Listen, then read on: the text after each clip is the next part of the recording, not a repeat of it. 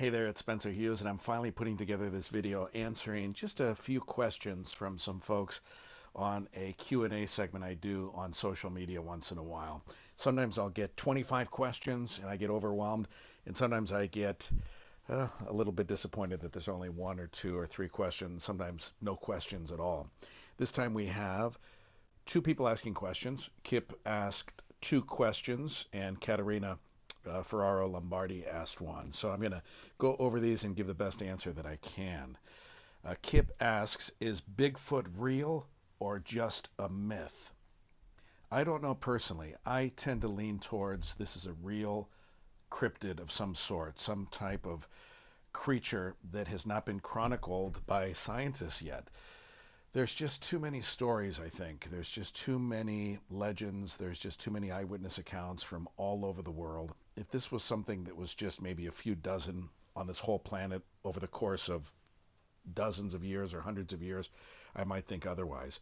But there have been thousands and thousands of sightings virtually in every continent, on every continent. I believe every continent has had some sort of a Sasquatch sighting. I believe. I could be wrong.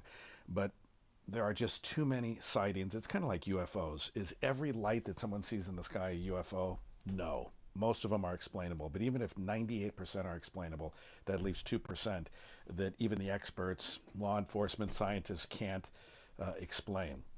So the same thing goes with Bigfoot. Even if a lot of these are fakes, which we know they are, unfortunately, the hoaxers make it difficult for everybody who's had a genuine encounter.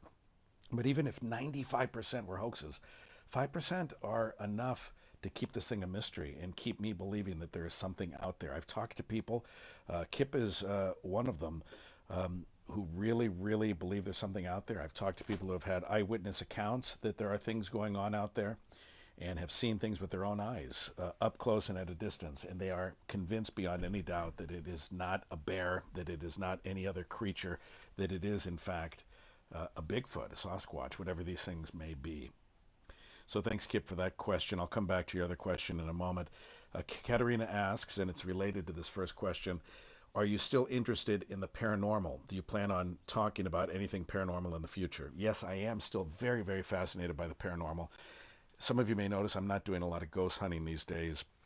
Maybe it's because everything's been a letdown since our last house in California that we lived in for 11 years. That was as haunted as any place I've ever been in myself.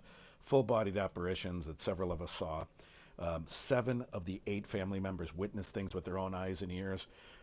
Some of us simultaneously witnessing things that could not be explained. Sorry, that's an airplane in the background. So I'm still a big believer in this. I think what's changed is I'm wondering where this stuff originates from. I'm wondering if it's always a ghost that people see or if it's interdimensional beings possibly.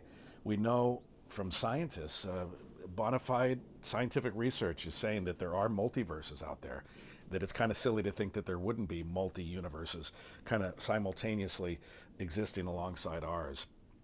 So keeping that in mind, these things could be interdimensional. Same thing with Bigfoot, by the way, and that could explain why these things disappear seemingly without a trace, that they don't leave dead Bigfoot creatures behind. People always say, well, you know, when they die, where are their bones? How come we've never found a Bigfoot skeleton? Maybe they're interdimensional. Maybe they die in another realm or something. I don't know. I don't have the answers. That's what's very liberating about this, is that I used to think I had all the answers to things. Now I know I have virtually no answers to anything. I know virtually nothing about anything. And that's very liberating. It's not scary to me, it's liberating.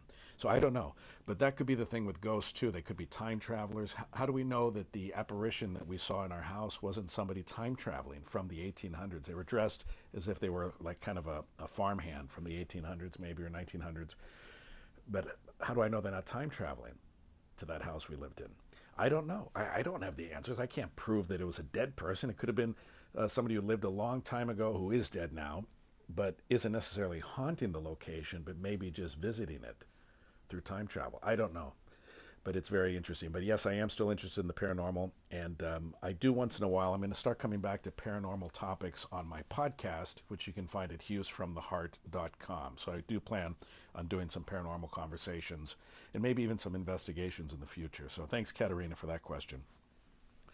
Kip asks another question here, and this is our final one for this segment. Do you think California will ever recover, or is it doomed for good? Boy, I have seen California fall so fast, so deeply and so quickly. It is very, very scary to me. I don't even like going back. I haven't been back to San Francisco since we moved up here, since well before we moved up here.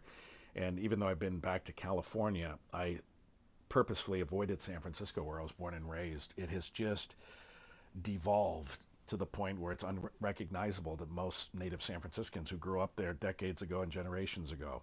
It's not the same city I grew up in, sadly. As far as whether California can recover, I think anything can recover. I don't think you should say never too soon. But it's going to take a lot of different thinking.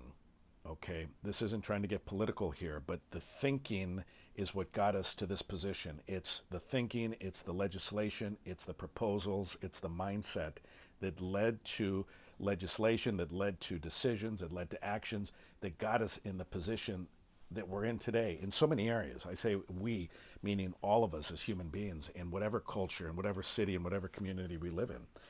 Everything that is happening to us in our communities the groundwork was laid long before today's events, right? Today's homelessness, today's crime, today's shoplifting, today's malaise, today's poverty, all of these things were laid out years and years ago.